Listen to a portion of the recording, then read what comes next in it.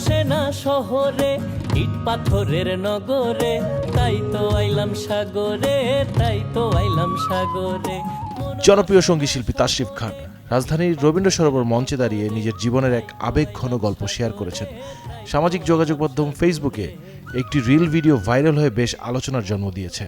ধানমন্ডির মঞ্চে তিনি বলেন, দর্শকদের মধ্যে একজনকে তিনি তার নিজের গিটার উপহার দিতে চান, কারণ এই জায়গাটির সঙ্গে জড়িয়ে আছে তার জীবনের একটি বিশেষ স্মৃতি। আমরা এখান থেকে অপমানিত হয়ে চলে যাই ওই পাশ দিয়ে। শিল্পী জানান, ঠিক 10 বছর আগে 2016 সালে এক সন্ধ্যায় এই রবীন্দ্র সরোবরেই কয়েকজন মিউজিশিয়ান গান গাইছিলেন। তখন তিনিও তার বন্ধু জিসান খান শুভ সাহস করে তাদের কাছে গিয়ে একসাথে গান গাইতে চেয়েছিলেন। অনুমতি পেয়ে তারা গান শুরু করেন। বলতেছিলাম না, ভেন্যুটা আমার জন্য অনেক স্পেশাল। আজকে থেকে 10 বছর আগে 2016 সালের একটা সন্ধ্যায় এইখানে 10-12 জন মিউজিশিয়ান বসে গান গাইতেছিল। তখন ঠিক এই পাশ দিয়ে দুইটা ছেলে, ওরা মাত্র তখন নতুন গান শুরু করছে, দুইটা ছেলে এদিকে এসে ঢোকার পরে দুইটা ছেলে অনেক সাহস করে, যেহেতু ফোক গান চলতেছে, অনেক সাহস করে এইখানের একজনকে জিজ্ঞেস করছিল যে ভাইয়া আপনারা তো গান গাইতেছেন, আমরা কি বসের সাথে গান গাইতে পারবো? তো খুব লাকিলি একজন ভাইয়া গান গাওয়ার পারমিশনটা দিলেন। দেওয়ার পর ওনারা গান গাইতেছে একসাথে, ওই দুইটা ছেলে ওনাদের সাথে গান গাচ্ছে। ওই যে বড় গ্রুপটা গান গাইতেছিল, ওরা একটা ব্রেক নিল। এই ব্রেকে এই দুইটা ছেলে সাহস করে চোখ বন্ধ করে জোরে চিৎকার করে একটা গান গাইলো, আমার কাছে তুমি মানে 7,000 ধর। তারপর কি হইলো, যখন চোখটা খুললো, কারণ ওই দুজন তো নার্ভাস, ওরা তখন তাকায় গান গাইতে লজ্জা পায় মানুষের সামনে। চোখ খুলে দেখলো এখানে মানুষজন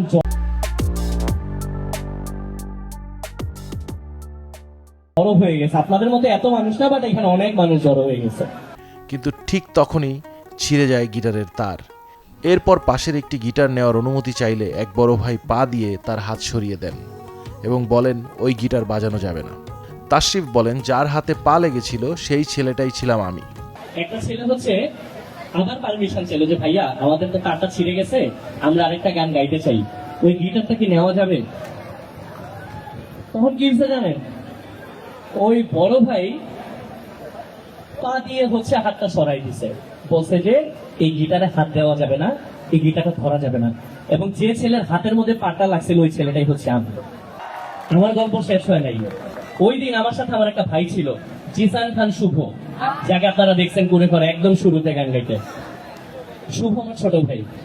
শুভ তখন আমরা এখান থেকে অপমানিত হয়ে চলে যাই ওই পাশ দিয়ে।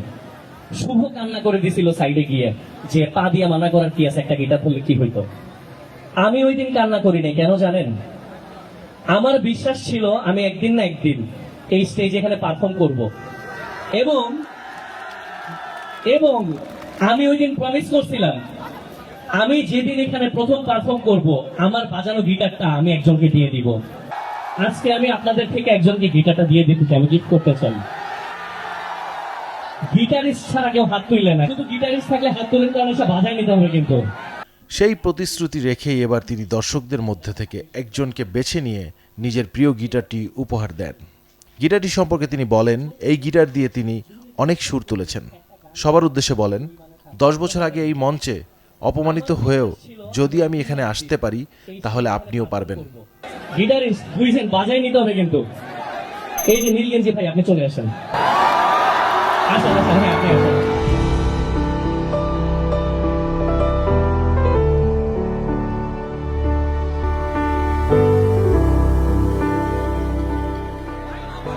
আপনি স্টুডেন্ট শিখতেছেন, ওকে ফাইন। কি নাম আপনার? আরিয়ান। আমি হচ্ছে আরিয়ান ভাইকে আমার গিটারটা দিয়ে দিচ্ছি।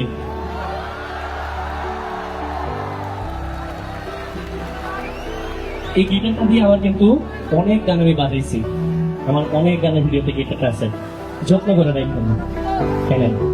তাশরিফ খানের এমন কাণ্ডে সামাজিক যোগাযোগ মাধ্যমে উঠেছে আলোচনার ঝড়।